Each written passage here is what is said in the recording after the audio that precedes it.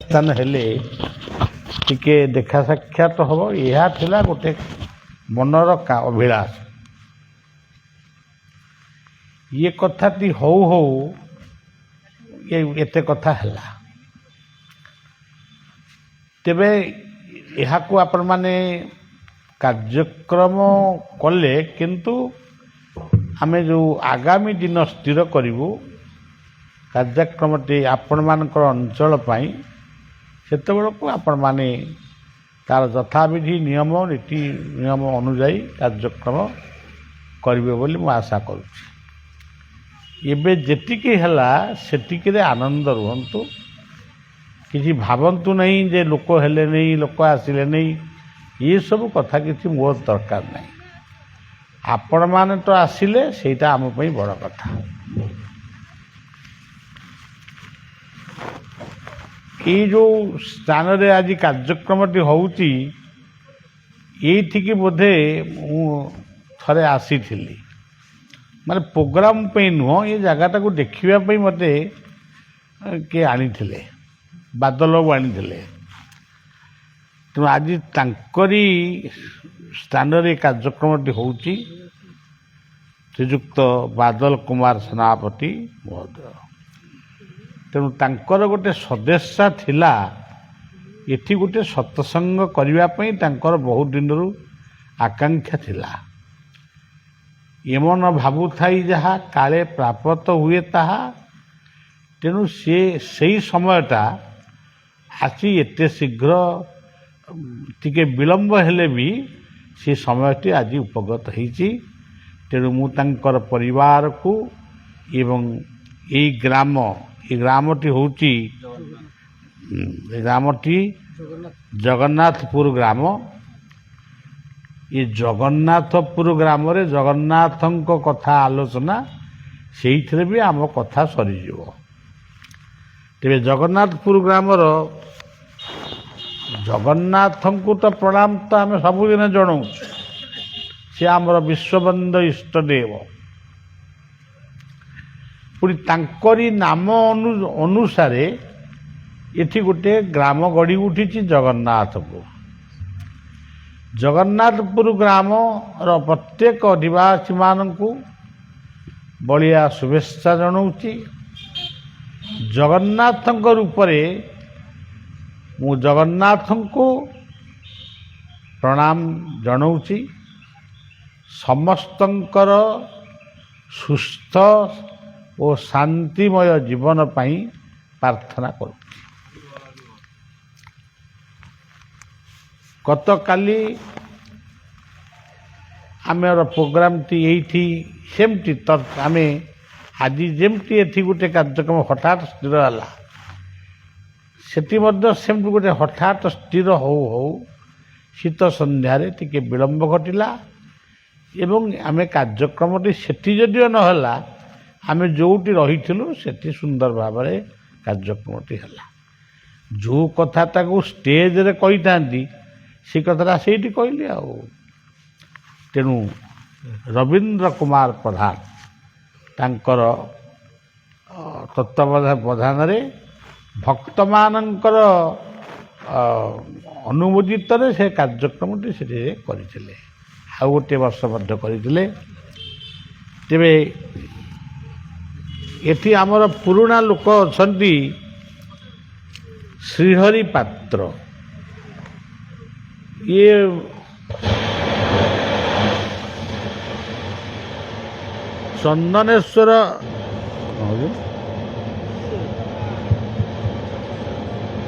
ଚନ୍ଦନେଶ୍ୱରଙ୍କ ଅଞ୍ଚଳରେ ଯେବେଠାରୁ ପ୍ରୋଗ୍ରାମ ହେଇଛି, ଅନନ୍ତ ବାବୁ ଆଉ ଶଙ୍କର ବାବୁ, ଶ୍ରୀହରି ବାବୁ, ସୁରେନ୍ଦ୍ର ବାବୁ, ଇଏ ତିନି ଜଣଙ୍କୁ ଆମେ 3-4 ଜଣଙ୍କୁ ଭଲ ଭାବରେ ଜାଣିଛୁ। ଏଇମାନେ ଲୋକମାନଙ୍କୁ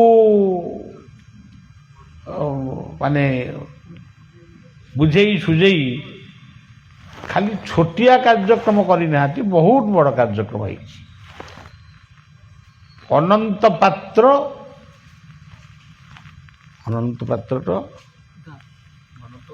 ଅନନ୍ତ ପାତ୍ର କିଏ ଲେଖିଛି? ଅନନ୍ତ ଦାସ, ଶ୍ରୀକାନ୍ତ ପ୍ରଧାନ, ଶ୍ରୀହରି ପାତ୍ର, ଗୁଣାଧର ଗିରି, ସୁରେନ୍ଦ୍ର ଗିରି, କମଳଲୋଚନ ପାଲ, ଏଇମାନଙ୍କ ଦ୍ୱାରା ଚନ୍ଦନେଶ୍ୱରଙ୍କ ଅଞ୍ଚଳରେ ବହୁ ମାନେ ବିଶାଳ କାର୍ଯ୍ୟକ୍ରମ ହେଇଛି। 3 ଦିନ 5 ଦିନ ମୁଁ କହିଛି। ହଁ, ବାଦଲ ବାବୁ ତ ପୂର୍ବ ଥରେ ଥିଲେ, କହିଲି ବାଦଲ ବାବୁ କରିଥିଲେ। ପୂର୍ବଥର ଯେଉଁ ବାଦଲ ବାବୁ ପ୍ରୋଗ୍ରାମଟି ହେଇଥିଲା, ବାଦଲ ବାବୁ ସମସ୍ତ ଦାୟିତ୍ୱ ବହନ କରିଥିଲେ। ତେଣୁ ସେତେବେଳୁ ତାଙ୍କର ଇଚ୍ଛା ଥିଲା ଏଠି କାର୍ଯ୍ୟକ୍ରମଟି କରିବା ପାଇଁ। ତେଣୁ ସେ କାର୍ଯ୍ୟକ୍ରମଟା ଆଜି ପୂର୍ଣ୍ଣ ହେଲା। ତେବେ ଆଉ ଆମର ଗୋବିନ୍ଦପୁରର ପିଲାମାନେ ଆନନ୍ଦ, ଦୀପକ, କମଳ ଏମାନେ ମଧ୍ୟ ସେଇ ଚନ୍ଦନେଶ୍ୱରଙ୍କ ପ୍ରୋଗ୍ରାମରୁ ସେମାନେ କାଣିଚାଏ କଥା ନେଇ ସେଠି ଗୋଟିଏ ଛୋଟ ସଂଘ ଗଢ଼ୁ ଗଢ଼ୁ ସିଏ ଗୋଟେ ବହୁତ ମାନେ ବେଶୀ ବଡ଼ ହଉ କି କମ୍ ହଉ ଗୋଟେ ସଂଘ ଗଢ଼ି ଉଠିଛି। ହନୁମାନଙ୍କ ମନ୍ଦିର ବି ହେବ। ତେଣୁ ମୁଁ ଆଉ 3 ଦିନ 5 ଦିନ ସମୟ ଦେଇପାରୁନି, କାରଣ ଟିକେ କାର୍ଯ୍ୟକ୍ରମ ଗୁଡ଼ାକ ବହୁତ ବଢ଼ିଗଲାଣି। ତାପରେ ଆମର ମଧ୍ୟ 10 ବର୍ଷ ପୂର୍ବେ ଯେମିତି ଥିଲୁ, ବର୍ତ୍ତମାନ କ'ଣ ସେମିତି ଆଉ ଅଛୁ? ତେଣୁ ମୁଁ ଆସିବି ଗୋଟିଏ ଦିନ 1 ଘଣ୍ଟା, ସେତିକି ବି ଯଥେଷ୍ଟ। ତେଣୁ ନିଶ୍ଚିତ ଭାବରେ ବୈଶାଖ ଜ୍ୟେଷ୍ଠ ମାସ ଭିତରେ ଆମେ ଏଇ ଅଞ୍ଚଳକୁ ପ୍ରୋଗ୍ରାମ କରିବୁ। ତା ପୂର୍ବରୁ ଗୋପାଳ ଭାଇ ଯିଏ ଅଛନ୍ତି, ସିଏ ତାଙ୍କୁ ନେଇକରି ଆସି ତାକୁ ସବୁ କାର୍ଯ୍ୟକ୍ରମ ସ୍ଥିର କରିବେ। ତାପରେ ଆମେ କାର୍ଯ୍ୟକ୍ରମ କରିବା। ହଉ, ବର୍ତ୍ତମାନ ସେଇ ଚନ୍ଦନେଶ୍ୱରଙ୍କର ଉଦ୍ଦେଶ୍ୟରେ ଆମେ ଆଉ ଟିକେ ନାମ କରିବା। ଚନ୍ଦନେଶ୍ୱର ସୁନ୍ଦରମ୍, ଚନ୍ଦନେଶ୍ୱର ସୁନ୍ଦରମ୍, ଚନ୍ଦନେଶ୍ୱର ସୁନ୍ଦରମ୍, ଚନ୍ଦନେଶ୍ୱର ସୁନ୍ଦରମ୍, ଚନ୍ଦନେଶ୍ୱର ସୁନ୍ଦରମ୍, ଚନ୍ଦନେଶ୍ୱର ସୁନ୍ଦରମ୍, ଚନ୍ଦନେଶ୍ୱର ସୁନ୍ଦରମ୍। ହେ ଜଗନ୍ନାଥ ସୁନ୍ଦରମ୍, हे जगन्नाथ सुंदर, हे जगन्नाथ सुंदर, हे जगन्नाथ सुंदर, हे गोपीनाथ सुंदर, हे गोपीनाथ सुंदर, हे गोपीनाथ सुंदर, हे गोपीनाथ सुंदर। जगन्नाथ सुंदरम, चंदनेश्वर सुंदरम, जगन्नाथ सुंदरम, जगन्नाथ सुंदरम, चंदनेश्वर सुंदरम, जगन्नाथ सुंदरम, जगन्नाथ सुंदरम, चंदनेश्वर सुंदरम, जगन्नाथ सुंदरम, जगन्नाथ सुंदरम, चंदनेश्वर सुंदरम, जगन्नाथ सुंदरम, चंदनेश्वर सुंदरम, जगन्नाथ सुंदरम, चंदनेश्वर सुंदरम, जगन्नाथ सुंदरम, चंदनेश्वर सुंदरम, जगन्नाथ सुंदरम, जगन्नाथ सुंदरम, चंदनेश्वर, गोपीनाथ सुंदरम, जगन्नाथ सुंदरम, गोपीनाथ सुंदरम, जगन्नाथ, चंदनेश्वर सुंदरम, चंदनेश्वर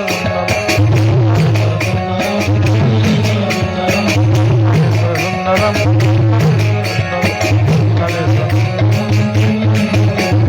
जगन्नाथ सुंदरम, जगन्नाथ,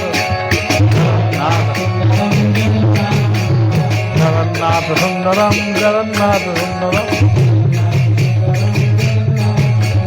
जगन्नाथ सुंदरम, जगन्नाथ सुंदरम।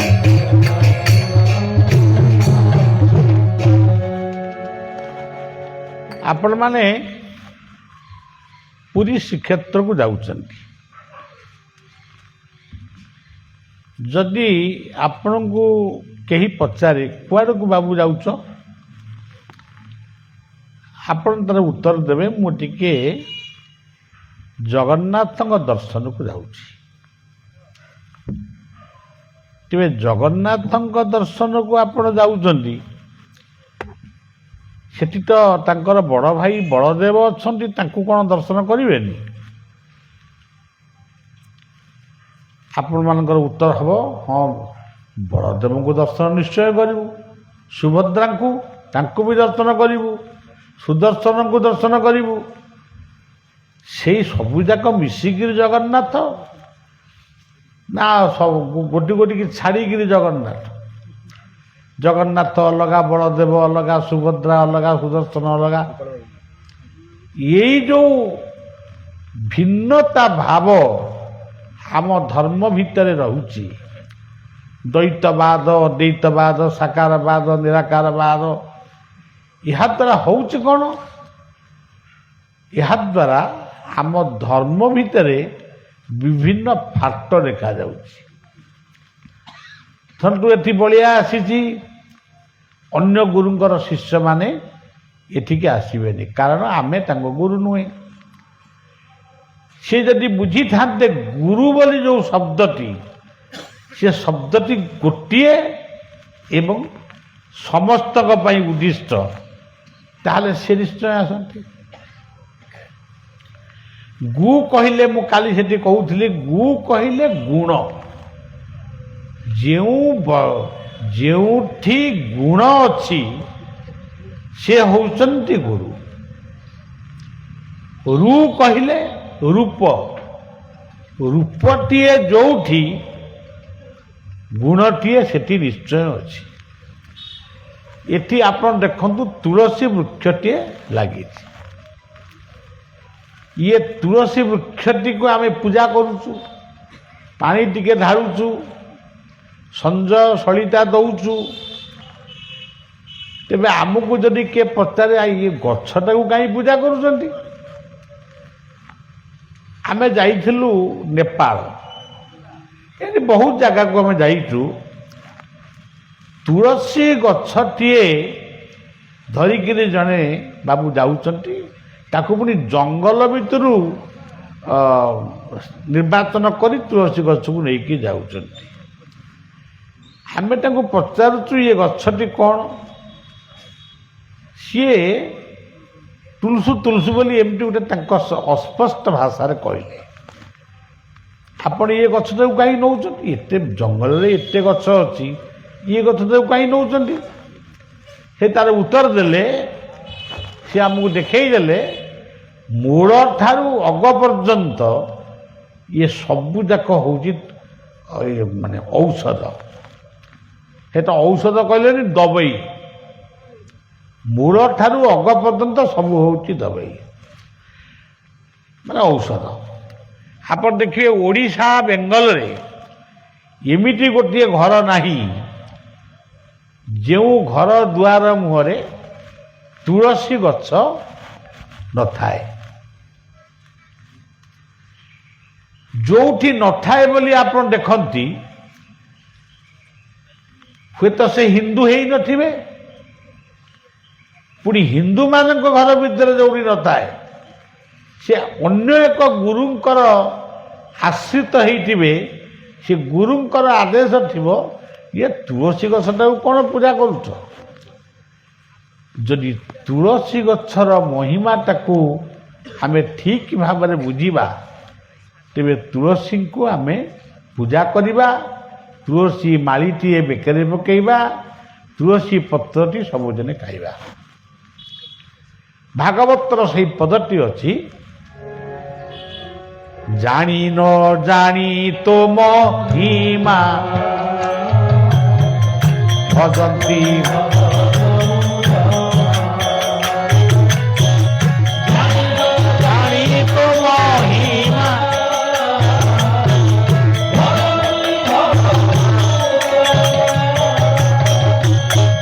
জানি ন জানি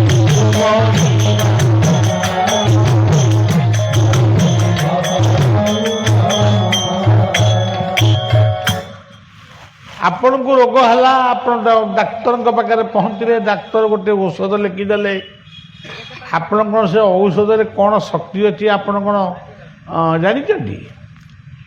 ଯେହେତୁ ଜଣେ ଡକ୍ଟର ଲେଖିଛନ୍ତି ଏଇ ଟନିକଟାକୁ ଖାଇବ, ତେଣୁ ଆପଣଙ୍କର ଆପଣ କିଛି ନ ଜାଣିଥିଲେ ବି ସେ କେଉଁ କେଉଁ ଦ୍ରବ୍ୟରେ ତିଆରି ହେଇଛି ଏହାକୁ ନ ଜାଣିଥିଲେ ବି ଆପଣ ସେ ଦବାଇଟାକୁ ଔଷଧଟାକୁ ଖାଇବେ ଏବଂ ନିଶ୍ଚୟ ଭଲ ହେବେ।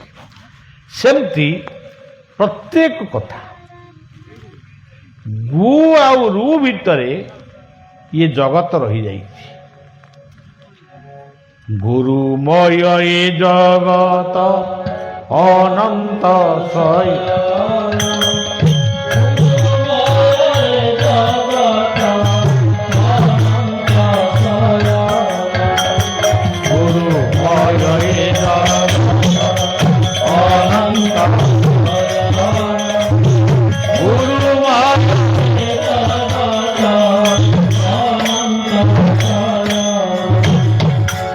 ଏମିତି କୌଣସି ଗୋଟିଏ ଦ୍ରବ୍ୟ ନାହିଁ ଆପଣ କେବେ ଅଳିଆ ଆବର୍ଜନା, ସେ ବି ଗୋଟେ ଦ୍ରବ୍ୟ। ଆପଣ ସେଇ ବାଟରେ ଗଲାବେଳକୁ ନାକରେ ଲୁଗା ଦେଇକି ଯାଆନ୍ତି, କିନ୍ତୁ ସେଇ ଅଳିଆ ଆବର୍ଜନା ଭିତରୁ ସାର ପ୍ରସ୍ତୁତ ହୁଏ, ଖତ ପ୍ରସ୍ତୁତ ହୁଏ, ବିଲରେ ପକାଯାଏ, ବିଲରେ ଧାନ ଫସଲ ଭଲ ହୁଏ। ତେଣୁ ଗୁରୁମୟ ଏ ଜଗତ ଅନନ୍ତ ଶୟନମ୍, ଅନନ୍ତ ନାମେ ଅନ୍ତ ନାହିଁ।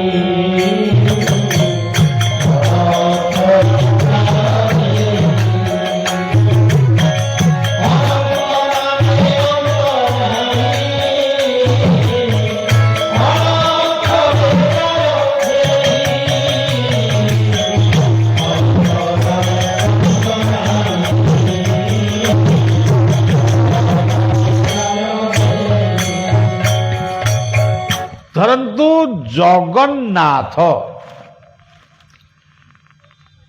ଆଜି ଜଗନ୍ନାଥଙ୍କ ପାଇଁ ଓଡ଼ିଶା ବେଙ୍ଗଲ ଭିତରେ ବିବାଦ।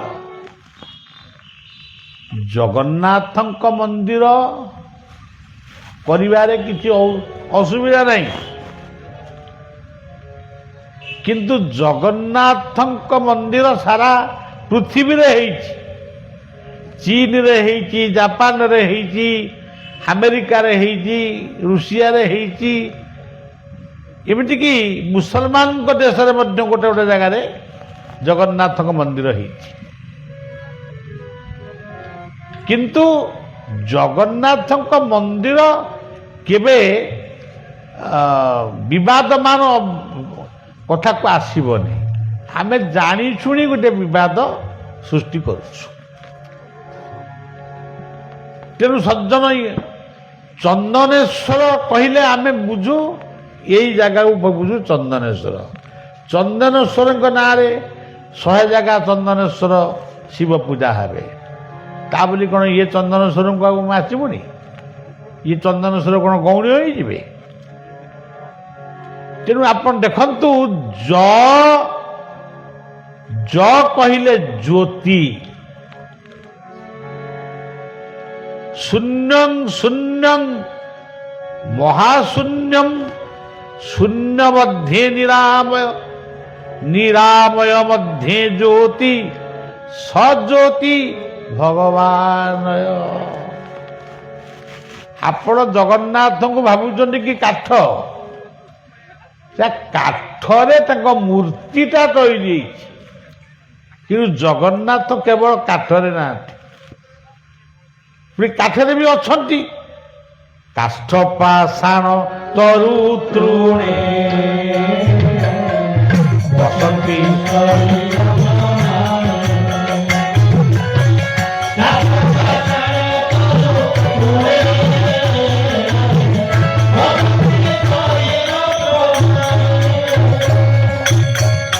ଧରନ୍ତୁ ଜଗନ୍ନାଥ କାଠରେ ତିଆରି ହେଲେ, ଚନ୍ଦନେଶ୍ୱର ପାଷାଣରେ ତିଆରି ହେଲେ, ପଥରରେ, କାଷ୍ଠ ପାଷାଣ।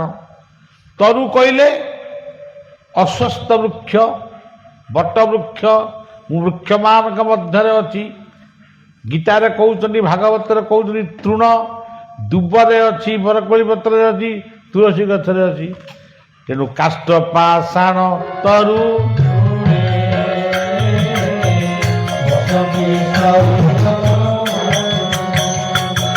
ତାପରେ ଆଉ ଗୋଟେ କଥା କହିଲେ, ସକଳ ଘଟେ ନାରାୟଣ ବସନ୍ତି ସକଳ ଘଟେ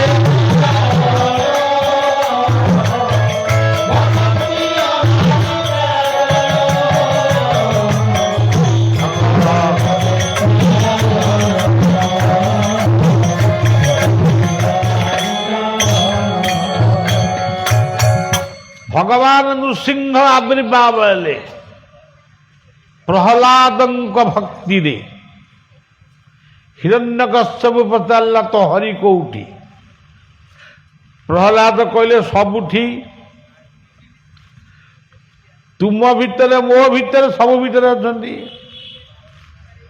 ହିରଣ୍ୟକଶ୍ୟପ କହିଲା ଏଇ ସ୍ତମ୍ଭ ଭିତରେ ଅଛନ୍ତି, ଏ ପଥର ଯୋଉ ଖୁମ୍ବ, ସେ ଖୁମ୍ବ ଭିତରେ ଅଛନ୍ତି। ମୂଳଟି ଅଟଇ ବିଶ୍ୱାସ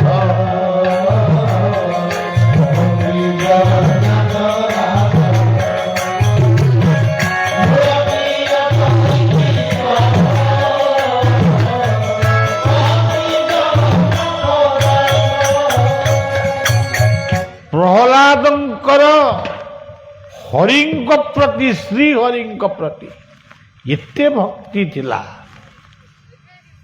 ସିଏ ସାଙ୍ଗେ ସାଙ୍ଗେ କହିଦେଲା ହଁ ଏ ସ୍ତମ୍ଭ ଭିତରେ ବି ହରି ଅଛନ୍ତି। ହିରଣ୍ୟକଶ୍ୟପ ଯେତେବେଳେ ସେ ସ୍ତମ୍ଭକୁ ମାନେ ଭାଙ୍ଗିଦେଲେ, ତା ଭିତରୁ କିଏ ବାହାରିଲେ? ତା ଭିତରୁ ବାହାରିଲେ ନରସିଂହ ଅବତାର। ସେ ସବୁ ପ୍ରସଙ୍ଗ କେତେବେଳେ ଗୋପାଳ ଆସିଲେ 5 ଦିନ 3 ଦିନ କହିଲେ ହୁଏତ ସେ ଗୋଟିଏ ଗୋଟିଏ ପ୍ରସଙ୍ଗ କହିପାରିବେ। ଆମେ ଘଣ୍ଟାଏ 1.5 ଘଣ୍ଟା ଭିତରେ ସେ ସମୁଦ୍ର ଭିତରେ ପଶିବା ସମ୍ଭବ ନୁହେଁ। ତେବେ ଏଠି ଆପଣ ପୂଜା କରୁଛନ୍ତି ଚ କହିଲେ ଚନ୍ଦନ ବନ। ଚନ୍ଦନ ବନରେ ହିରଣ୍ୟକଶ୍ୟପ ରାଜୁତି କରୁଥିଲା। ପ୍ରହ୍ଲାଦଙ୍କ ପାଇଁ ସେଇ ଚନ୍ଦନ ବନରେ ନରସିଂହ ଆବିର୍ଭାବ ହେଲେ। ଆଜି ସେଇ ଚନ୍ଦନ ବନର ପାହାଡ଼କୁ କୁହାଯାଉଛି ସୀମାଞ୍ଚଳମ। ଓଡ଼ିଶାର ଶେଷ, ଆନ୍ଧ୍ରର ଆରମ୍ଭର ସ୍ଥାନ ହେଉଛି ସୀମାଞ୍ଚଳମ। ଇଏ ହେଉଛି ଚ। ପୁଣି ଚ କହିଲେ ଆଉ କ'ଣ? ଯେତେବେଳେ ଭଗବାନ ବାମନ ଅବତାର ହେଲେ, ତ୍ରିବିକ୍ରମ ଅବତାର, ସେତେବେଳେ ସିଏ ଚ ଅବତାର ହେଇଥିଲେ। ବଳିଦ୍ୱା ରାଜା ବଳିଙ୍କ ପାଖରେ ପହଞ୍ଚିଲେ, ସାମବେଦ ଉଚ୍ଚାରଣ କଲେ। ବଳି ସେ ବେଦ ଧ୍ୱନି ଶୁଣିକିରି ନିଜକୁ ଧନ୍ୟ ମନେ କଲା। ପଚାରିଲା, ହେ ବ୍ରାହ୍ମଣ, ତୁମେ ବେଦଧ୍ୱନି କଲ, କ'ଣ ତୁମେ ଚାହୁଁଛ? ନା ମୁଁ ଯାହା ଚାହୁଁଛି ତୁମେ ଦେଇପାରିବ? ଥିବ ଯଦି ଦେବି। ଠାକୁର କହୁଛନ୍ତି ଯୋଉ ଜିନିଷ ତମ ପାଖରେ ନାହିଁ, ମୁଁ କାହିଁ ସେମିତିଆ ଜିନିଷ ତମକୁ ମାଗିବି? ନା ତାହେଲେ ମାଗ। ଭଗବାନ କହୁଛନ୍ତି, ଭଗବାନ ବାମନ କହୁଛନ୍ତି, ମୁଁ 3ଟି ପାଦ ଭୂମି ମାଗୁଛି। ହିରଣ୍ୟକଶ୍ୟପ ହସିଲା। ଆପଣ ଏଡ଼େ ବଡ଼ ବେଦବିତ୍ ବ୍ରାହ୍ମଣ, 3ଟି ପାଦ ଭୂମି, ଏ ଅଧଗୁଣ୍ଠେ ବି ହବନି, ଆପଣ 3ଟି ପାଦ ଭୂମି ମୋତେ ମାଗୁଛନ୍ତି?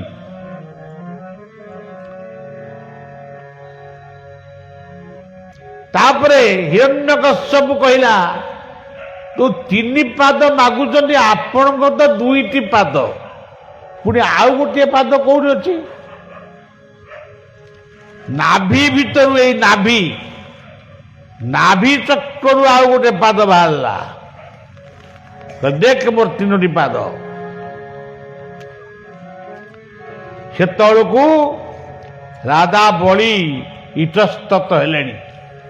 ଆରେ ଆରେ ଇଏ ତ ସାଧାରଣ ମଣିଷ ନୁହେଁ ରେ, ଇଏ କ'ଣ ନାହିଁ ମୁଣ୍ଡାରୁ ଗୋଟେ ପାଦ ବାହାର କଲାଣି। କହିଲେ ବଳି, ଏ ଗୋଟିଏ ପାଦ ହଉଛି ସ୍ୱର୍ଗ, ଏ ସ୍ୱର୍ଗକୁ ମୁଁ ଦଖଲ କଲି। ଦ୍ୱିତୀୟ ପାଦ ହଉଛି ମର୍ତ୍ୟ, ମୁଁ ମର୍ତ୍ୟକୁ ଦଖଲ କଲି। ତୃତୀୟ ପାଦଟି ହଉଛି ପାତାଳ, ମୁଁ ପାତାଳକୁ ଦଖଲ କଲି। ଏ 3 ପାଦ ଛାଡ଼ିକିରି ତୁ ଯୁଆଡ଼େ ଯାଉଛୁ ଯା। ନା ପ୍ରଭୁ, ଇଏ 3 ପାଦ ପରେ କ'ଣ ଆଉ କୋଉଠି ସ୍ଥାନ କିଛି ଅଛି? ମୁଁ କୋଉଠି ରହିବି? ବେକ ଦେଖେଇଦେଲା, ମୁଣ୍ଡ ନୁଆଇଦେଲା। ଗୋଟିଏ ପାଦ ସେଇ ବଳିଙ୍କ ମସ୍ତକରେ ପ୍ରଭୁ ଦେଲେ, ପାତାଳକୁ ଚାପିଦେଲେ। ତେଣୁ ସଜ୍ଜନ, ଆର ତତ୍ତ୍ୱଟି କ'ଣ ବୁଝିବାକୁ ଚେଷ୍ଟା କରିବେ। ଯାହାର ସ୍ୱର୍ଗ ବାଞ୍ଛା ନାହିଁ, ନରକେ ପଡ଼ିବ ବା କାହିଁ? ଯିଏ ଜୀବନରେ ଚାହେଁ କେବଳ ମୁଁ ଆନନ୍ଦକୁ ଭୋଗ, କହିବ ଭୂର୍ ଭୁବ ସ୍ୱ। ଭୂ 1 ପାଦ, ଭୁବ 2 ପାଦ, ସ୍ୱ 3 ପାଦ। ଆପଣ ନିଜକୁ ଆଗ ଦେଖନ୍ତୁ। ଭୂ କହିଲେ ମସ୍ତକରୁ କଣ୍ଠ ପର୍ଯ୍ୟନ୍ତ, କଣ୍ଠରୁ କଟି ପର୍ଯ୍ୟନ୍ତ, କଟିରୁ ପାଦ ପର୍ଯ୍ୟନ୍ତ ଭୂ ଭୁବ ସ୍ୱ। ଇଏ 3 ପାଦକୁ ଯିଏ ସମର୍ପଣ କରିପାରିଛି ଗୁରୁଙ୍କ ପାଦରେ, ପ୍ରଭୁଙ୍କ ପାଦରେ, ତାର ଜୀବନଟା ଧନ୍ୟ ହେଇଯାଇଛି। ଭାଗବତ କହୁଛନ୍ତି, ମୋତେ ସମର୍ପି ସୁତମିତ ସେ ନୁହେଁ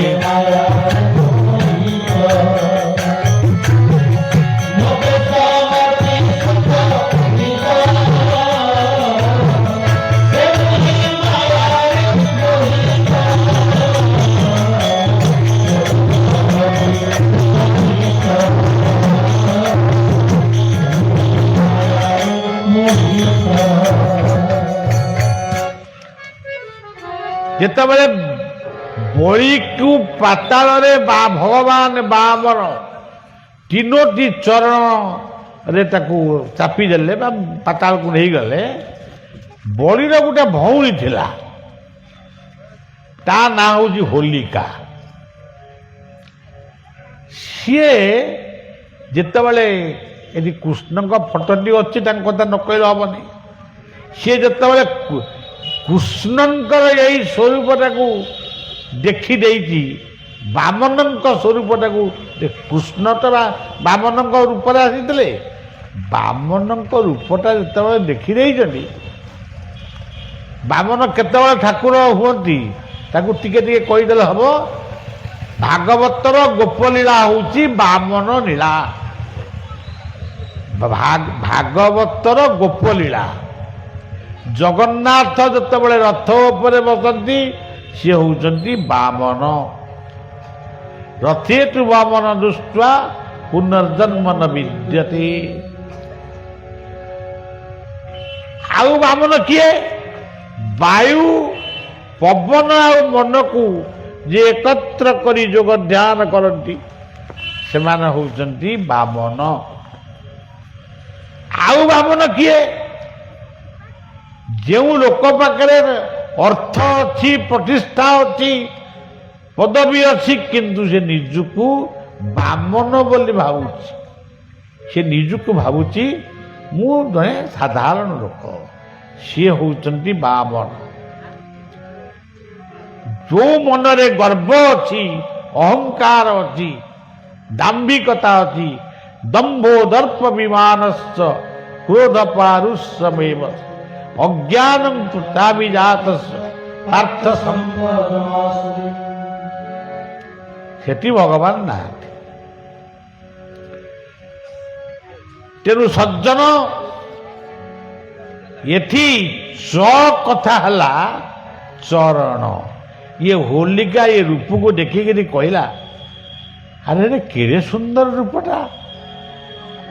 କିନ୍ତୁ ଯେତେବେଳେ ଭାଇ ଯେତେବେଳେ ତାଙ୍କ ପାଦ ତଳେ ଚପା ହେଲେ, ସେତେବେଳେ ଇଟା ରାଗିଲା। ଆଉ ରାଗିକିରି କହିଲା, ଆଚ୍ଛା ତୁ ମୋ ଭାଇକୁ ମାରିଛୁ ନାହିଁ, ମୁଁ ଯଦି ପରଜନ୍ମରେ ଜନ୍ମ ହେବି ତତେ ବି ଏମିତି ତଣ୍ଟି ଚିପିକିରି ମାରିବି। ବାମନ ହସି ହସି କହିଲେ, ତଥାସ୍ତୁ। ସତ୍ୟ ଗଲା, ତ୍ରେତୟା ଗଲା, ଦ୍ୱାପର ଗଲା। ସତ୍ୟ ଗୋଟିଏ ଚରଣ, ତ୍ରେତୟା ଗୋଟିଏ ଚରଣ, ଦ୍ୱାପର ଗୋଟିଏ ଚରଣ। ଭଗବାନ ଜନ୍ମ ହେଲେ ଦେବକୀଙ୍କ ଗର୍ଭରୁ, ଖେଳିଲେ ବା ଲାଳନ ପାଳନ ହେଲେ ଯଶୋଦାଙ୍କ ପାଖରେ। ଯଶୋଦା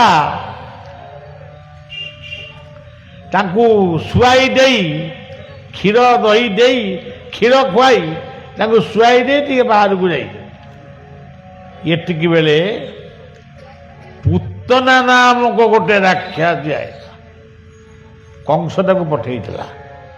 ମୁଁ ତାକୁ ଖାଲି ସଂକ୍ଷିପ୍ତରେ କହୁଛି, ଭଲ ଭାବରେ ଯଦି ଶୁଣିବେ ଗୋପାଳ ଭାଇଙ୍କ ଠାରୁ ଶୁଣିବେ। ଆଉ ମୁଁ ଗୋଟିଏ ଘଣ୍ଟାରେ କ'ଣ କହିବି? ଯେତେବେଳେ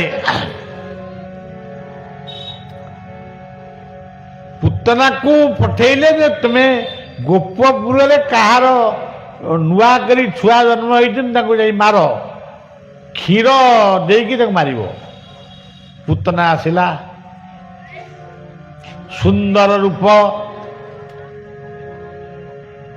ନନ୍ଦଙ୍କ ଘରେ ଯଶୋଦାଙ୍କ ପାଖରେ କହିଲା, ଗଲା ମା ମୋର ଗୋଟେ ଛୁଆ ଜନ୍ମ ହେଇକି ମରିଗଲା।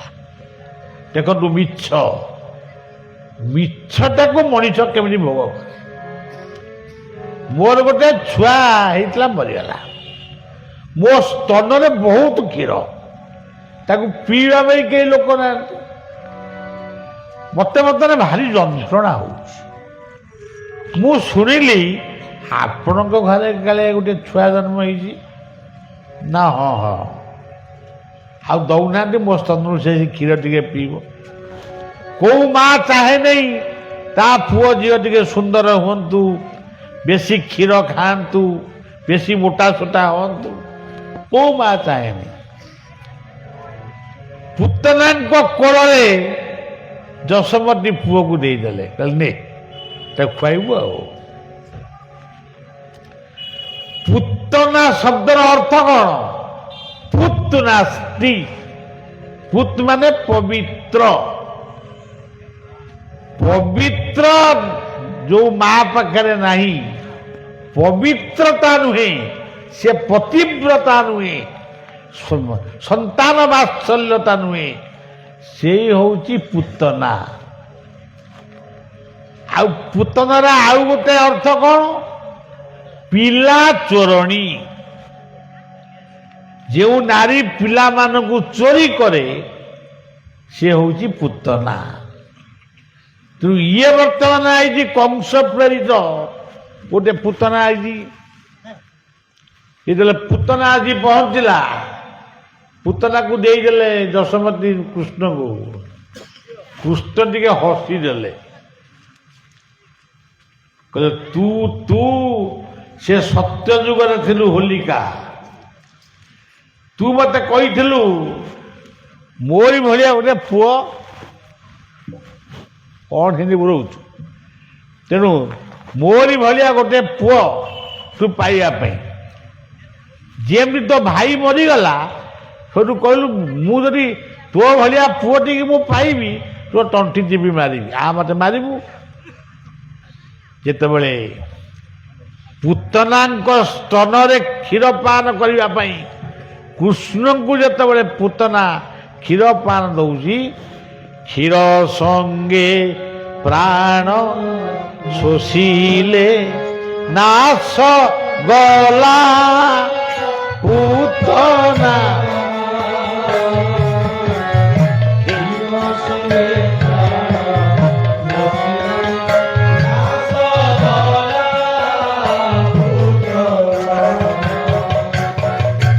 କ୍ଷୀର ସଙ୍ଗେ ପ୍ରାଣ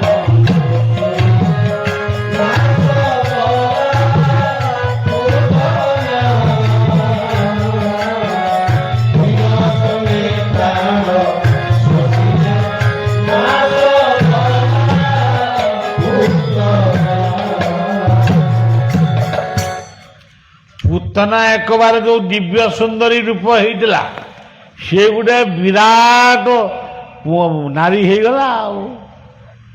ତା ହାତ ଗୁଡାକ ସବୁ ଗଛ ଡାଳ ଭଳିଆ ଆଉ। ତା ମୁଣ୍ଡଟା ଗୋଟେ ବିରାଟ ମୁଣ୍ଡ। ସିଏ ମରିକିରି ପଡ଼ିଛି, କୃଷ୍ଣ ତା ଉପରେ ଖେଳୁଛ। ଦେଖନ୍ତୁ ତୀର ପ୍ରୟୋନିଧି ବୃକ୍ଷ ନିବାସ ହାସ କଟାକ୍ଷ ଶ୍ୟାମଳ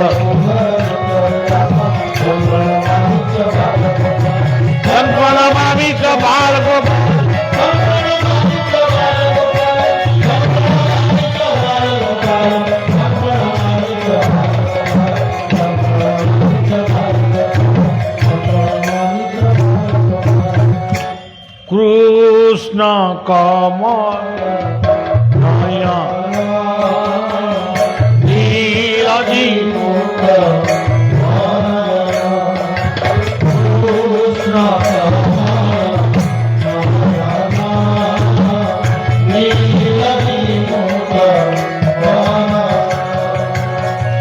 ভালে গোড় চলা সোহে ভালে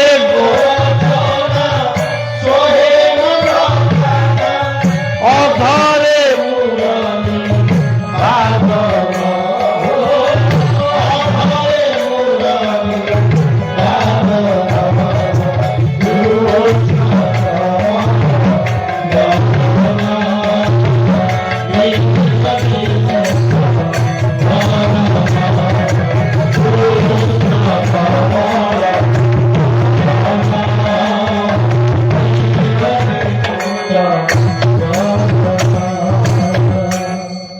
ତେଣୁ ସଜ୍ଜନ ଚରେ ଚରଣ। ଉଦ୍ଧବ କଣ କହିଲେ? ଉଦ୍ଧବ କହିଲେ ପ୍ରଭୁ ସକଳ ତୀର୍ଥ ତୋ ଚରଣ ପତ୍ରିକା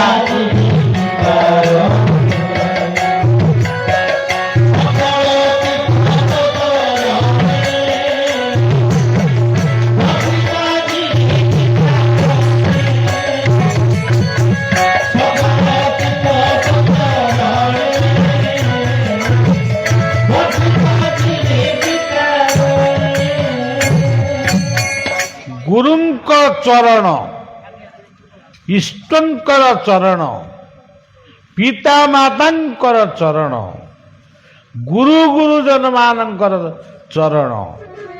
ଚରଣ ଶବ୍ଦର ଅର୍ଥ କେବଳ ପାଦ ନୁହେଁ। ଚରଣ କହିଲେ ପଦ ମାନେ ପକ୍ତି। ନମୋଇ ନୃସିଂହ ଚରଣ ଅନାଦି लीला विधुत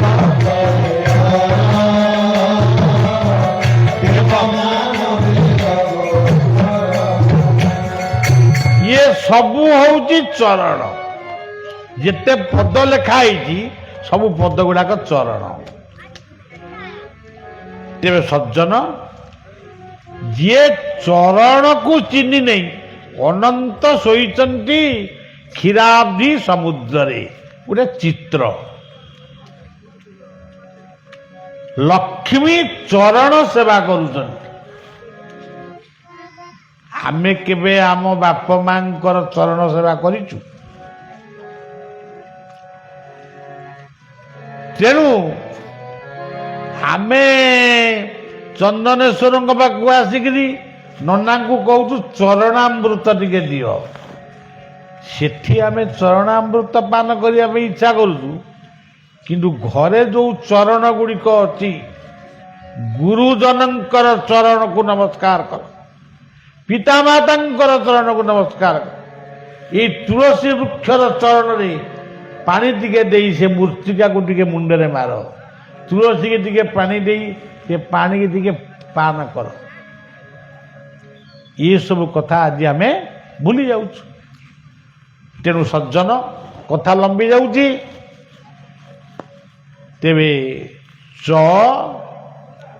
ଇଏ ହେଲା ବାମନ ଅବତାରର କଥା। ଭଗବାନ କୃଷ୍ଣ ହେଉଛନ୍ତି ଅବତାରୀ ପୁରୁଷ। ତେଣୁ କୃଷ୍ଣଙ୍କ ଚରଣର କଥା। ଯେତେବେଳେ ଗୋପୀମାନେ କୃଷ୍ଣଙ୍କୁ ଖୋଜୁଥିଲେ, ନଈ ବାଲି ଭିତରେ ସେ ଦେଖୁଥିଲେ କୃଷ୍ଣଙ୍କର ପାଦ ଚିହ୍ନ କୋଉଠି ପଡ଼ିଛି। ଆପଣମାନେ ଶରତ ରାସ ପଢ଼ିଲେ ତାକୁ ଜାଣିବେ। ଭାଗବତର ଦଶମ ସ୍କନ୍ଧ ଗୋପଲୀଳାରେ ଏହା ସବୁ ବର୍ଣ୍ଣନା ଅଛି। ଇଏ ହେଉଛି ଏ ପାଖରେ କହିବା କହିଲେ ଜ୍ୟୋତି।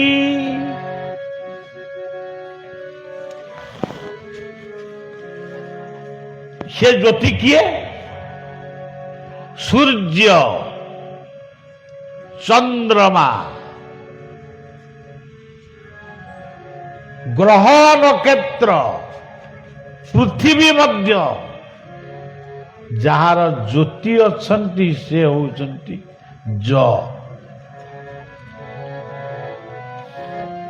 ଆଉ କିଏ? ଜନାର୍ଦ୍ଦନ। ଓಂ କୃଷ୍ଣ ମଧୁସୂଦନ ବାସୁଦେବ।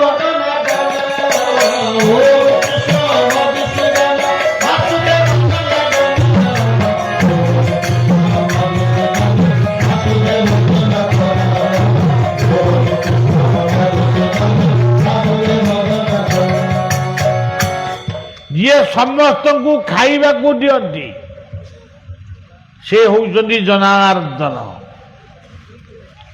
ସମସ୍ତଙ୍କୁ ଖାଇବାକୁ ଦିଏ କିଏ? ମା ଦିଏ ଛୁଆକୁ, ବାପ ଦିଏ ସେଇ ପରିବାରକୁ। ଇଏ ଗୋଟେ ପ୍ରକାର। ମାଟି ଦିଏ ଆମକୁ, ପବନ ଦିଏ ବଞ୍ଚିବାକୁ, ସମୁଦ୍ର ଦିଏ ଜଳକୁ, ଅଗ୍ନି ଦିଏ ଉତ୍ତାପ। ଇଏ ସବୁ ହେଉଛନ୍ତି ଜନାର୍ଦ୍ଦନ। ବନ୍ଧୁ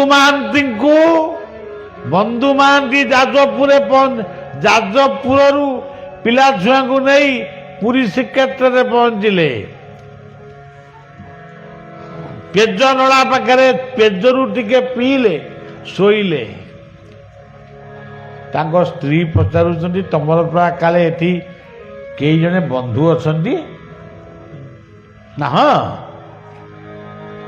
ମୋ ବନ୍ଧୁ ହଉଛି ଜଗତର ବନ୍ଧୁ। ଏକମାତ୍ର ଦୀନବନ୍ଧୁ ହଉଛନ୍ତି ସେଇ। କିନ୍ତୁ ରାତି ବହୁତ ହେଲାଣି, ସେ ଶୋଇଗଲେଣି। କାଲି ସକାଳୁ ପହୁଡ଼ ଫିଟିଲେ ବନ୍ଧୁଙ୍କୁ ଦର୍ଶନ କରିବେ।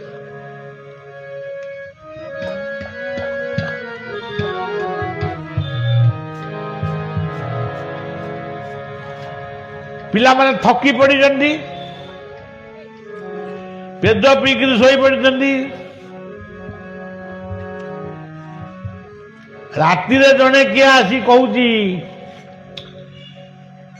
କେଡ଼େ ସୁନ୍ଦର କଥା, ସମସ୍ତଙ୍କ ଠିକଣା ତାଙ୍କ ପାଖରେ ଅଛି।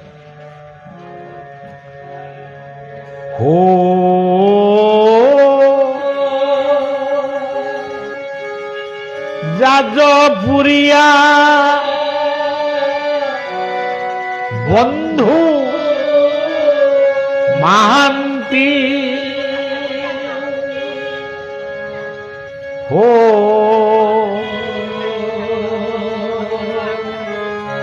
ଯାଜପୁରିଆ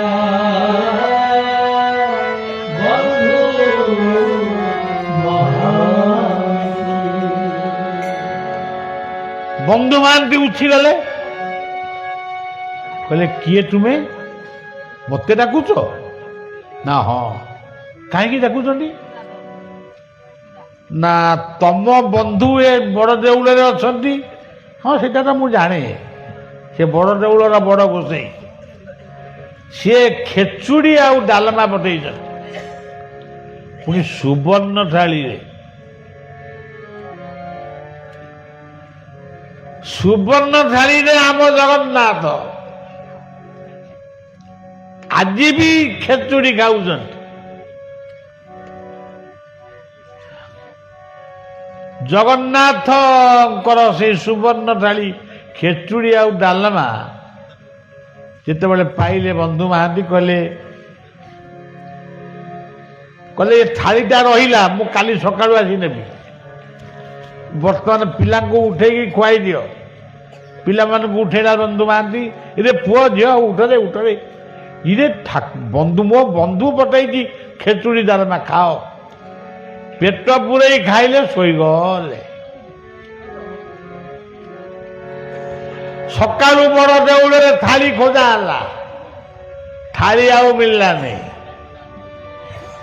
କେହି ଜଣେ କହିଲେ ଥାଳି ସେ ପେଦନଳା ପାଖରେ ଗୋଟେ ପଲେ ଲୋକ ଶୋଇଛନ୍ତି, ମାନେ କିଛି ଲୋକ, ତାଙ୍କରି ମୁଣ୍ଡ ପାଖରେ ଥାଳିଟା ଥୁଆ ହେଇଛି। ଚୋର ବୋଲି ଭାବିକିରି ଆଇଲେ, ଥାଳିକି ଧଇଲେ, ଚୋରକୁ ବି ଧଇଲେ।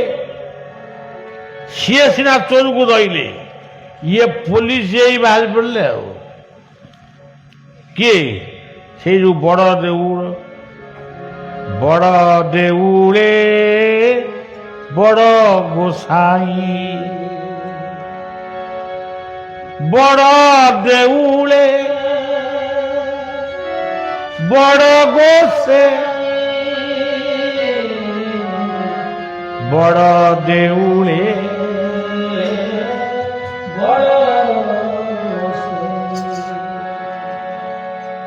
ଜଗବନ୍ଧୁ ପରି ଜଣେ ସାମନ୍ତ ନାହିଁ, ବନ୍ଧୁ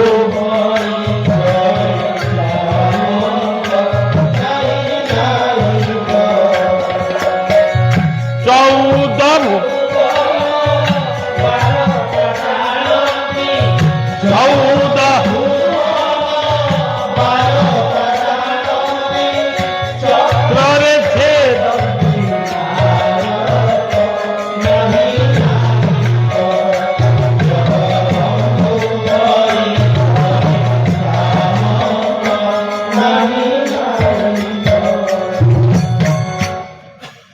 ତେଣୁ ସେ ପୋଲିସ ହେଇ ବାହାରି ପଡ଼ିଲେ। ପୋଲିସ ପୋଷାକ ପିନ୍ଧିଲେ, ଗୋଟା ମୋଟା ସୋଟା ହେଇକି ବାହାରି ପଡ଼ିଲେ। ତାଙ୍କୁ ତ ବଳିଆ ଦେଖିଛି। ମୁଁ ତ ଏକାଧିକ ବାର ଆଜି ଚନ୍ଦନେଶ୍ୱରଙ୍କର ପବିତ୍ର ତୀର୍ଥ ମାଟିରେ ମୋର ଭକ୍ତମାନଙ୍କ ପାଖରେ ମୁଁ ସତ୍ୟ କହୁଛି, ସାମାନ୍ୟ ମିଥ୍ୟା ନାହିଁ। ତାଙ୍କୁ ଅନେକ ଥର ମଣିଷ ରୂପରେ ଇଏ ସେବକ ବଳିଆ ଦେଖିଛି। ଯେତେବେଳେ ସିଏ ବାହାରି ପଡ଼ିଲେ, ଏମାନେ ଯୋଉ ବନ୍ଧୁ ମହାନ୍ତିକି ଚୋର ବୋଲି ଧରିଥିଲେ, ସେ ଏମିତି ପେଲି ପାଲି ଦେଲେ ଯେ ଖଣ୍ଡିଆ ଖାବରା ହେଇକି କିଏ କୁଆଡ଼େ ଦୌଡ଼ିକିରି ପଳେ। ମୋର ସିଏ ଲୋକଙ୍କୁ ଖାଇବାକୁ ଦେବନି, ଆଉ ଖାଇବାକୁ ଦେବ କିଏ? ଅକ୍ଷରରେ ଜ ଅକ୍ଷରରେ ସିଏ ହଉଛନ୍ତି ବଳଦେବ। ଜୟ ବଳଦେବ ସତ୍ୟ ବଳଦେବ।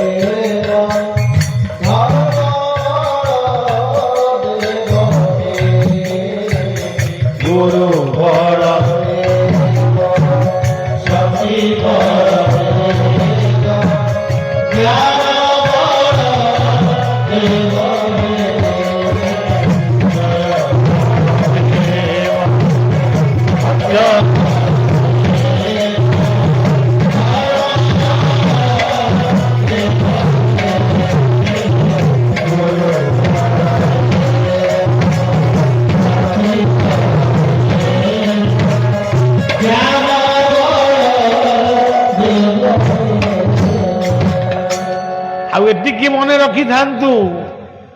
ବହୁ ବର୍ଷ ପୂର୍ବେ ବଳଦେବ ଯେଉଁ ସ୍ଥାନରେ ଅଛନ୍ତି ସେଠି ଥିଲେ ଶିବ, ଶିବ ଶକ୍ତି ଥିଲେ, ଚନ୍ଦନେଶ୍ୱର ସେଇଠି ଥିଲେ। ବଳଦେବ ଶିବ, ଆଉ ବଳଦେବ ହଉଛନ୍ତି ଜନାର୍ଦ୍ଦନ। ଇଏ ଗଲା ଜ। ଗ କଣ? ଗୁରୁ ଗୋବିନ୍ଦେ ଦିଅ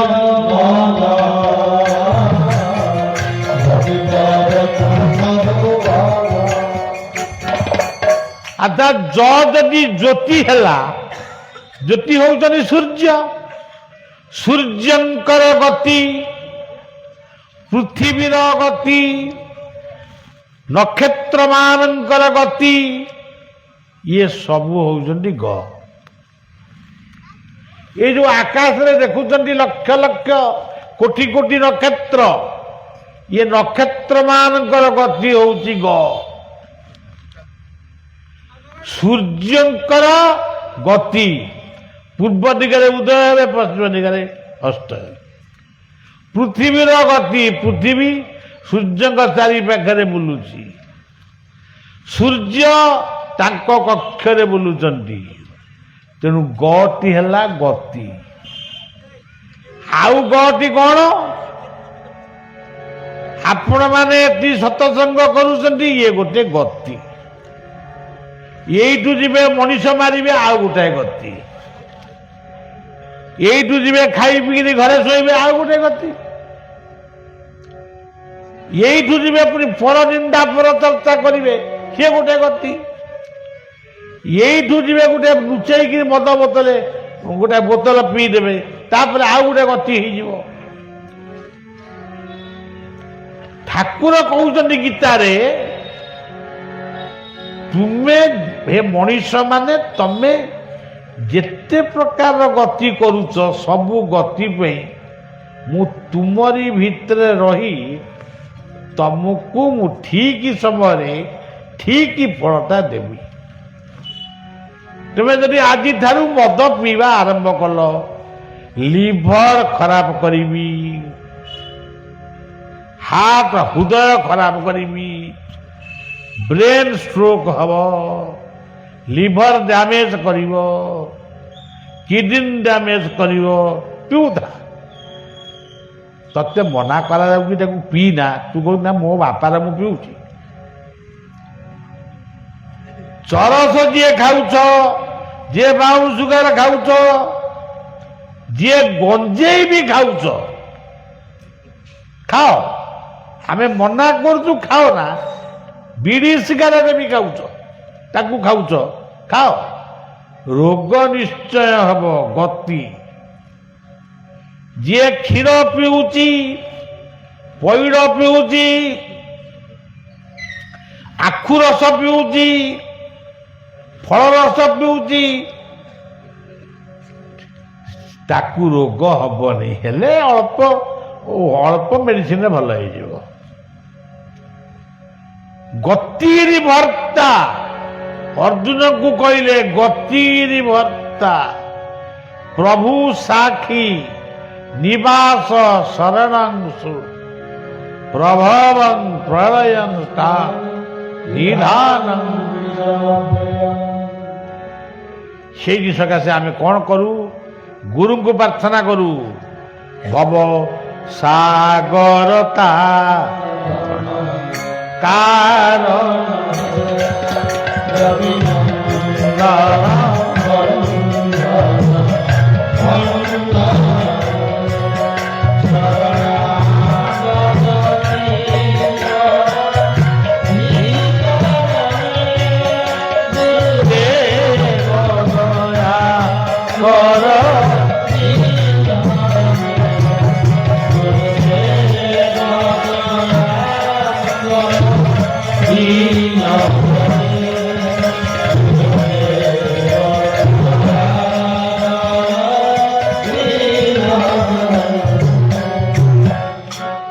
ଗୁରୁଙ୍କ ବିନା କେହି ତୁମକୁ ଉଦ୍ଧାର କରିପାରିବେ।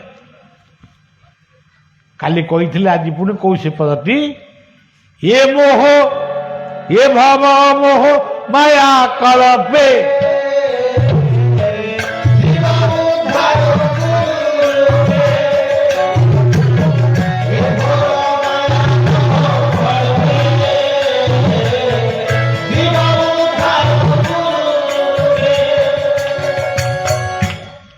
गुरुंको बिना मुक्ति ना।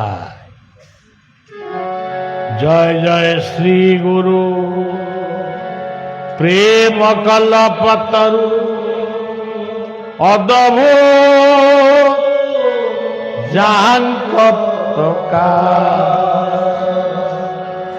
इह गेया तिमिर सुचंद्र की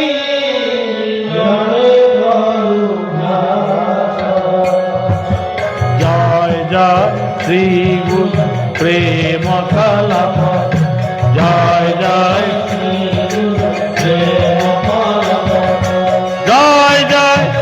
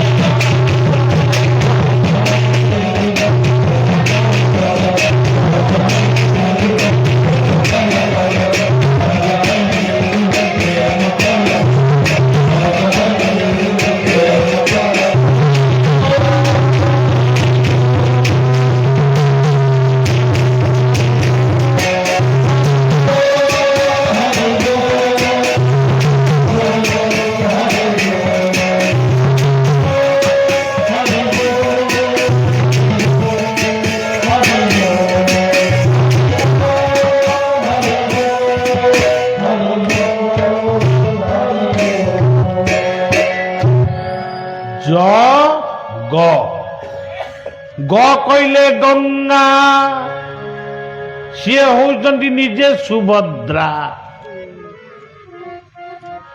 ग कहले गुरु ग कहले गोविंद ग कहले गायत्री ग कहले गंगा सकाळ उठिब आग मुहरे आग पात्रे बासी पानी पीब मुह धोइब गंगा को स्मरण करिब गंगा तेणु ज कहले बलदेव ग कहले सुभद्रा ना ना दी कौन ये जो मुझे बही मु किए बलिया मु बलिया नुहे मु आत्मा तमें सब जी बही तमें सब समस्त गोटे गोटे ना अच्छी कि समस्ते आत्मा हा बोली कौन डाकिबा आत्मा आत्मा आइला आत्मा आस आत्मा खाओ आत्मा शो एमती कौन कहीपर कि तेणु आत्मा को चिन्हवाई विभिन्न ना अच्छा मो आगे यहीटा कौन थुआई यहाँ कौन आना कौन माइकी माइकी ये कौन जलुची इलेक्ट्रिक से आम सुरेन्द्र राणी कौन धूपकाठी नगई बुलाऊला सी कौन धूपकाठी तार गोटे ना अच्छी ये अच्छा तुलसी से अच्छा चंदनेश्वर ये हूँ जगन्नाथ मुरुगा बादल बाबू ना बादल बाबू श्रीहरि का ना श्रीहरि अनंत का ना अंत जिते सब ना अच्छी ये होउचंदी सूर्य से होउचंदी चंद्र ना मोटे 5-6 ताकू मिसेई सजेगी गुड़ाए कहती प्रथम ना होउची सूर्य नाम भगवान द्वितीय नाम हूँ चंद्रमा नाम भगवान तृतीय नाम होउछन्ति पवन नाम भगवान पवन नंदन केवल हनुमान नुहति आमे सब पवन नंदन पवन टी ओइखिना बंद हो गला आमे मेडिकल जीवु कि पोता हब कि पोड़ा हब अरे मु आरे सूर्य एक गणिकी कहूनु चंद्र पवन अग्नि समुद्र वसुधा एतिक ना नाम एतिक तेरे आउ गोटे दीटा अच्छी ताकू न पुरेल हबानी बापा बापा बोऊ केते मिले आरे बा कहले बा कहले बाइया बा कहले बाई मन हो बसी हंस को खे बाई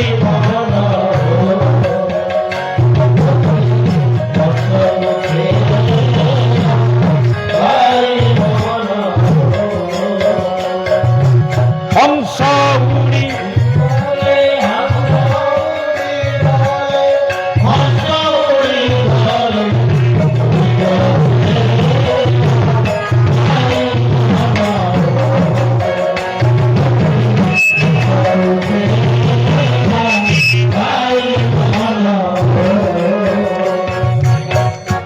तो खाली आपण कहबे मु केवल भजन करी बापा बोऊ बापा बोऊ बापा बो सी बड़ा बहुत सी भी गोटे विराट कथा हो गला प्रथम एक ब्रह्म थिला सी है प्रथम एक ब्रह्म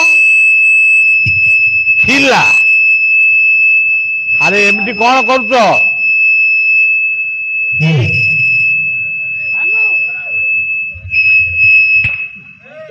प्रथम एक ब्रह्म थिला द्वितीय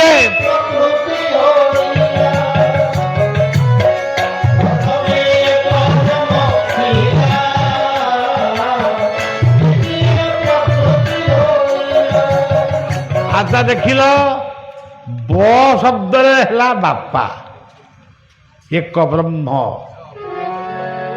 द्वितीय प्रकृति होइला प कहले प्रकृति आ कहले आत्मा ये प्रकृति पुरुषंकर मिलन रे जन्म हेले आत्मीय शोधन यही होउछन्ति बापा बोऊ बोऊ कहले ओंकार ब्रह्म सकल मंत्र मध्य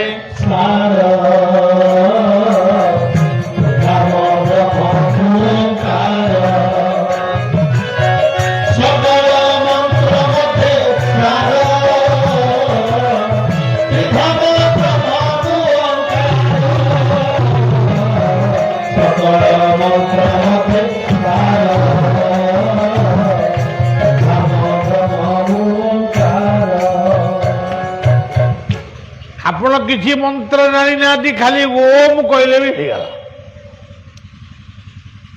अच्छा ऊ कहले जी आमको उद्धार करिवे किए उद्धार करिवे गुरु ही उद्धार करिवे ये नावे गुरु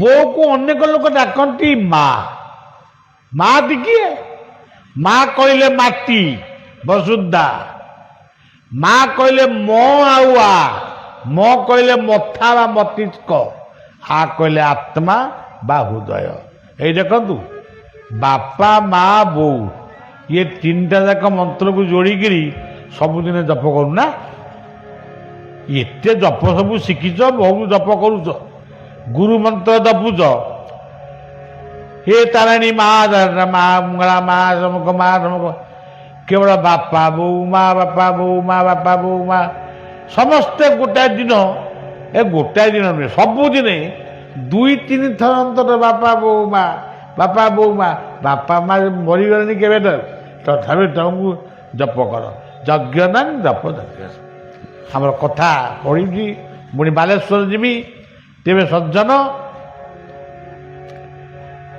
ज ग ना आउ ना कले नाम आम श्रीहरि बाबू ये अच्छा हरि नामे की रस अच्छी पान कला लोक सेना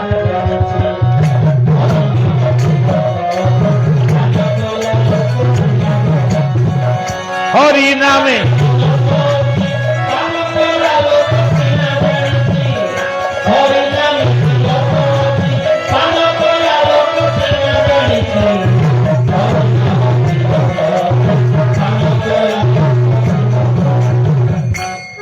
बाबू यही हरि शब्द को नहीं जदि आम आलोचना करवा केते दिने दु दिन तीन दिन बीती जीव केवल आपण मैंने ये जानी भागवत शेष कला बेलू पढ़ती हरिंक नामे बांध बेला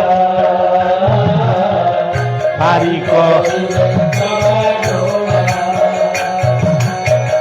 शेष का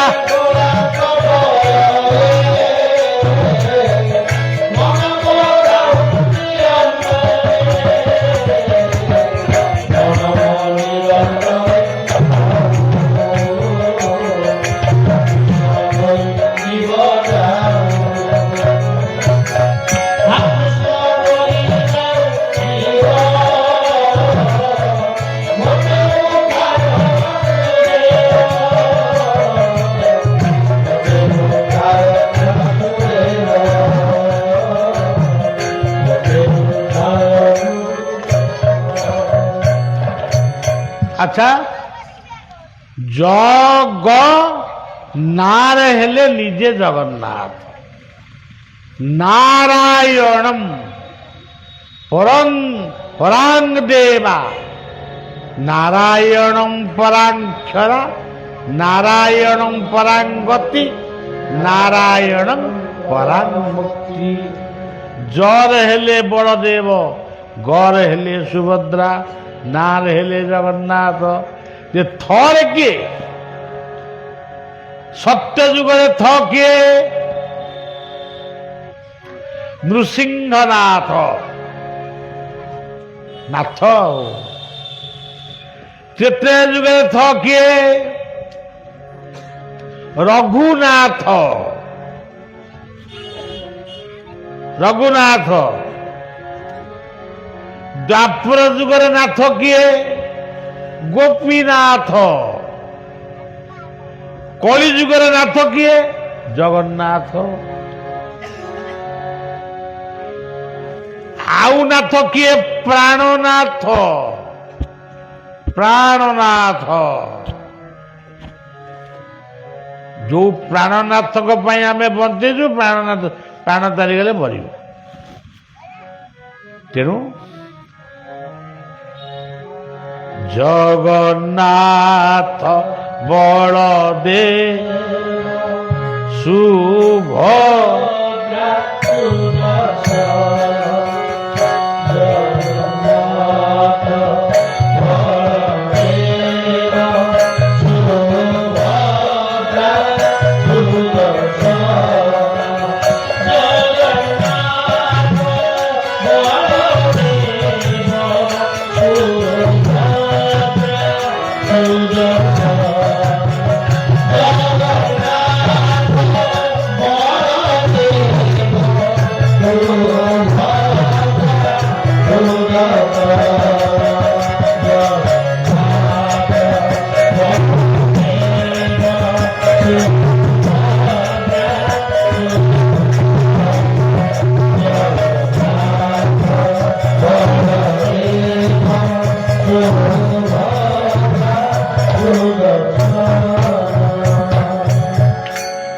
ତେବେ ଜଗନ୍ନାଥ ବଳଦେବ ସୁଭଦ୍ରା ଜଗନ୍ନାଥ ଥରେ ରହିଲେ ସୁଦର୍ଶନ। ଏ ସୁଦର୍ଶନ କିଏ? ସିଏ ହଉଛନ୍ତି ସୁଦର୍ଶନ। ଗୁରୁଙ୍କୁ ନମ ନିବନ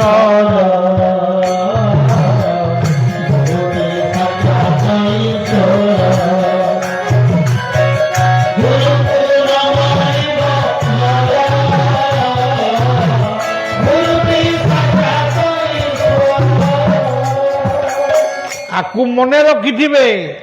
ଜଗନ୍ନାଥଙ୍କ ମନ୍ଦିରକୁ ଗଲେ ଜ କହିଲେ ବଳଦେବ, ଗ କହିଲେ ସୁଭଦ୍ରା, ନା କହିଲେ ଜଗନ୍ନାଥ, ଆଉ ଥ କହିଲେ ସୁଦର୍ଶନ। ଏତିକି ଅନ୍ତର କହିବେ। ତାପରେ ବଳଦେବଙ୍କୁ, ସୁଭଦ୍ରାଙ୍କୁ, ଜଗନ୍ନାଥଙ୍କୁ, ସୁଦର୍ଶନକୁ ସମସ୍ତଙ୍କୁ ଟିକେ ଅନେଇଦେବେ। ସମୟ ଥିଲା ବଳଦେବଙ୍କ କ୍ଷେତ୍ରରେ ବସିଥିଲେ ଚନ୍ଦନେଶ୍ୱର ଶିବ, ସୁଭଦ୍ରାଙ୍କ ସ୍ଥାନରେ ଥିଲେ ଦୁର୍ଗା, ଆଉ ଜଗନ୍ନାଥ ତ ନିବାମନ ରୂପରେ ଥିଲେ। ଆଜି ସମୟ ବଦଳି ଯାଇଛି। ଶହ ଶହ ବର୍ଷ ପୂର୍ବର କଥାକୁ ଆଜି ଆଲୋଚନା କରି ଆପଣମାନଙ୍କୁ ବିଭ୍ରାନ୍ତ କରିବାକୁ ମୁଁ ଚାହେଁନି। କିନ୍ତୁ ଜଗନ୍ନାଥ ଶବ୍ଦକୁ ଉଚ୍ଚାରଣ କଲେ ଆପଣମାନେ ଏତିକି କଥା ଜାଣିବେ। ଏଇ ଦେଖନ୍ତୁ, ଚ କହିଲେ ଚରଣ,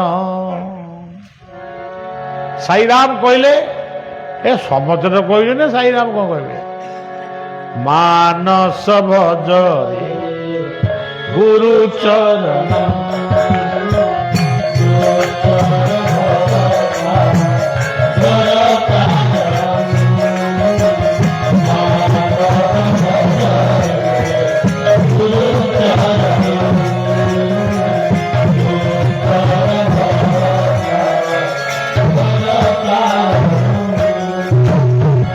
ସବୁ ଯାକ କଥା ଆସିକିରି ସେଇ ଗୁରୁଙ୍କ ପାଖରେ ପହଞ୍ଚିଲା। ସ ପରେ ନଟି କଣ? ପ୍ରଥମ ନଟି ହଉଛି ନମ୍ରତା। ନମଇ ନୃସିଂହ ଚରଣ, ଧନେରି ଗରବ କରନା ଭାଇ, ମନେରି ଗରବ କରନା, ଜାତିର ଗରବ କରନା ଭାଇ, ଧନେରି ଗରବ। ଶ୍ରୀକୃଷ୍ଣ ଭଜନେ ସର୍ବେ ଅଧି, ଧନେରି ଗରବ ରାଖନା। ଶ୍ରୀକୃଷ୍ଣ ଭଜନେ ସର୍ବେ, ମନେରି ଗରବ। ଇଏ ହଉଛି চ ন ন ପରେ ଆଇଲା ଦ ଦଟି କଣ ଦ କହିଲେ ଦର୍ଶନ ଜୀବନରେ କଣ ଦର୍ଶନ କରିବ ଯେ ନିତ୍ୟ ଇଷ୍ଟ ଧର୍ମ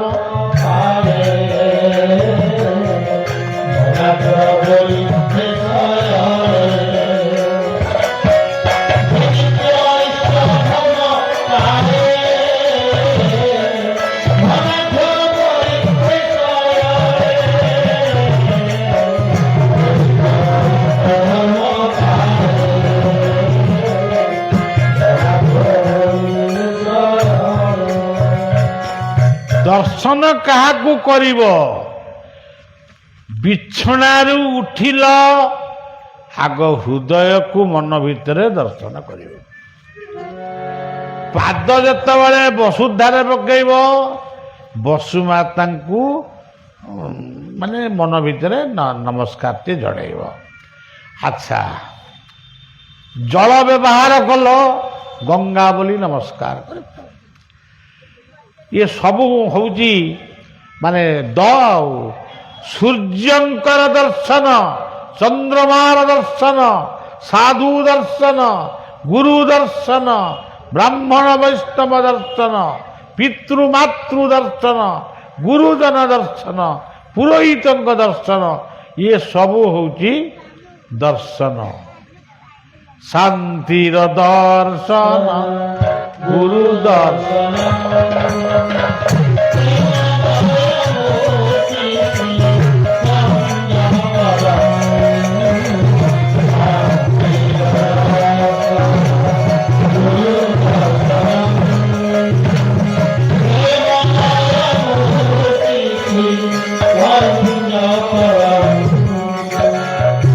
च न द द कहले दर्शन प्रथम दर्शन होउची हृदय को चिंतन करिया एईटा को जम्मा छाड़बनी द्वितीय है गुरु को दर्शन करवा आकु केबे भूलिब नहीं पिता मातांकर खबर बुझिबा आकु केबे हैरान करिब नहीं तेणु केते सुंदर कथा आम शास्त्र भितर अच्छी खाली एतिकी कथा चंद न गोटे न होची नम्रता आउ गोटे न होची नमस्कार नमस्कार प्रिय भानु नमस्कार प्रिय भानु अभिषेक प्रिय विष्णु हाँ अभिषेक प्रिय शिव उपचार प्रिय विष्णु ब्राह्मण दक्षिणा नाई ना हाँ ब्राह्मण भोजन प्रिय कहीं मु खाई मु कौन भोजन मत ही भोजन कर अरे भोजनटा हम समय ब्राह्मण को दबा आम सब उपास रहा से सब कथा समस्त सर्वं खलु उदं ब्रह्म जीवरे जार दया नहीं उद्धव चंदारती जीव ब्रह्म को सेवा कर गुरु को वंदना करा ब्रह्मानंदम परम सुखदम केवलम ज्ञानमूर्ति द्वंद्वातीत पढ़ एक नित्य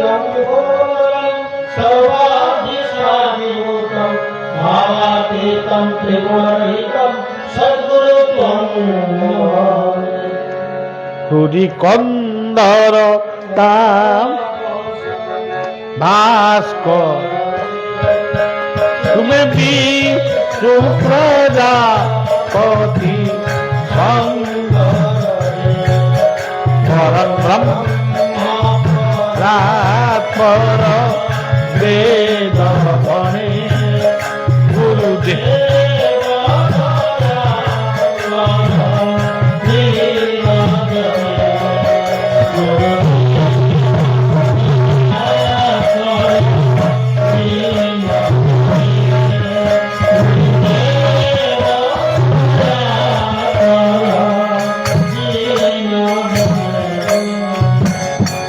जय सद्गुरु ईश्वर प्रापक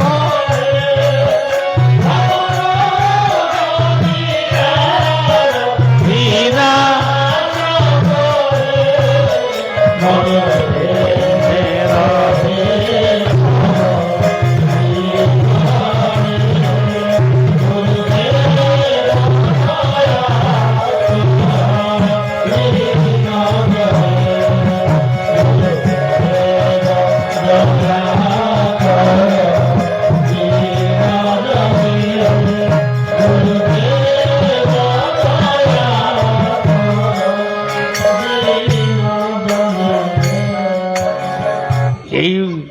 जगन्नाथंकर तत्व यही होगी चंदनेश्वरंकर तत्व ईश्वर सर्वभूतानां हृदय सज्जन तिष्ठति तेणु सज्जन गोटे ये अंचल गोटे प्रोग्राम हम बोली मु भावी नी हौ हौ है जहाँ है से भगवान को इच्छा ही जहाँ है बहुत भल मु फेरी जीवी मोर अन्यान्य कार्यक्रम ओडिशा बाहर विभिन्न स्थान हम ओडिशा रे भी हम तारी भितरे आमे ये अंचल आमे देखिबा 2-3 दिन समय रखिबा एवं ता पूर्वर खूब शीघ्र माने मासे को मासे 1.5 मास भितरे आपण मान पाकु प्रोग्राम रो गोटे कागज आसी पहुँचो प्रथम प्रोग्राम जहाँ भी हो आमर सीटा कौन हो